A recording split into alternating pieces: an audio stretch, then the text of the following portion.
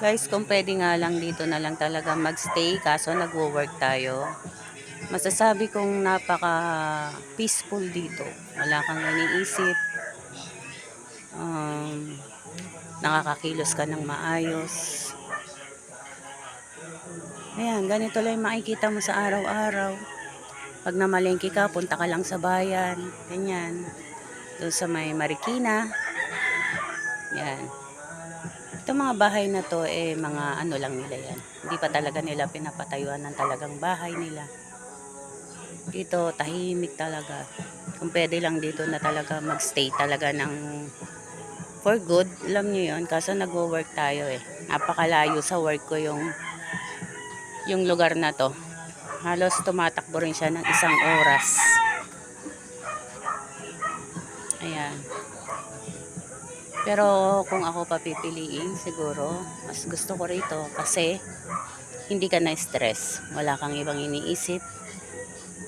Nakakakain ka naman kahit paano. Kasi pag nandun ka sa Maynila, sa syudad, parang ang bilis-bilis ng oras. Parang kulang na kulang yung oras talaga. Pero dito, parang ang bagal. Parang nakakapag-relax ka. Hindi katulad talaga sa Maynila na kailangan may magawa ka, kailangan may matapos ka. Dahil iba talaga pagka probinsya. Ayan guys, ang daming mangga. Pwedeng kuhanin yan. Daming mangga, o diba? Tatanawin ko lang yan. Nakakawala na ng pagod yan. At mga iisipin. Kaya dito ako mas madalas talaga, kung pwede lang talaga. Kasi doon sa lugar namin, wala. Parang hindi ka talaga magiging peaceful.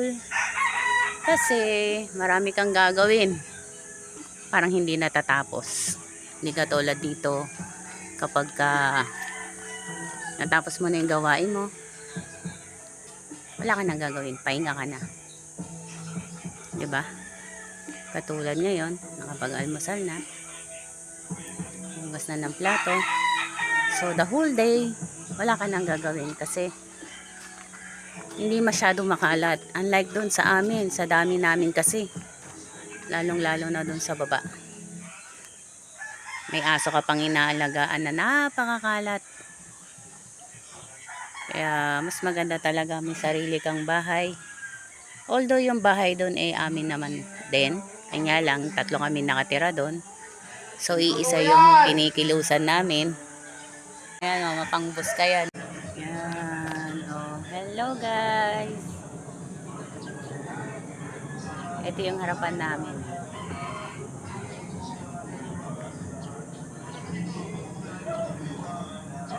Yan yung aking pananim na malunggay oh. May mga dahon na siya.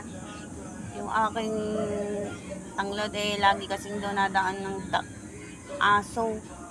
At yung isang malunggay. Actually, ililipat namin yung ano na yan. Tubigan namin na yan.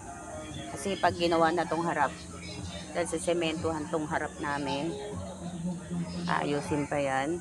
Pag ginawa yan, mawawala itong mga pananim na to, ilipat na lang namin. Ayan yung tinanim kong papaya sa gilid ng aming bahay. Yan. Bali, nagtanim din ako rito ng mga tanglad. Yan, tanglad. Yan. O, diba? Ito yung gilid ng bahay namin.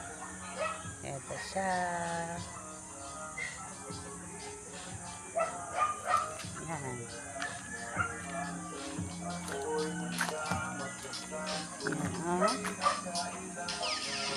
Yan, dito tayo sa loob ng bahay. Yan. Totoo yan! Dito tayo sa bahay. Ayan. Tapos na yung gawain ko. O, diba? Ayan. O, tapos na.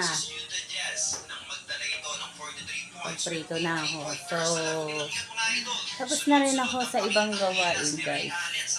Papahinga na tayo. Dito lang ako nakakapagpahinga ng matagal. At ano talaga. Yan. So, tingnan natin yung ating isda. Ayan o, yung isda natin. Ayan.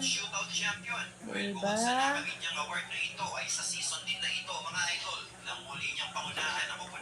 Ayan.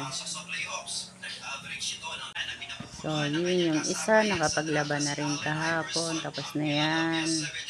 Itlopin na lang yan. Ayan. Yung binili namin bigas kahapon. Pahinga time. Mamaya alis tayo. Samahan natin si Habi. Ayan. Nakalaban nila noon ang koponan ng Los Angeles Lakers. Nagpakitang gila si Allen sa koponan ng Sonics noon mga idol. Nang magdala ito ng near 3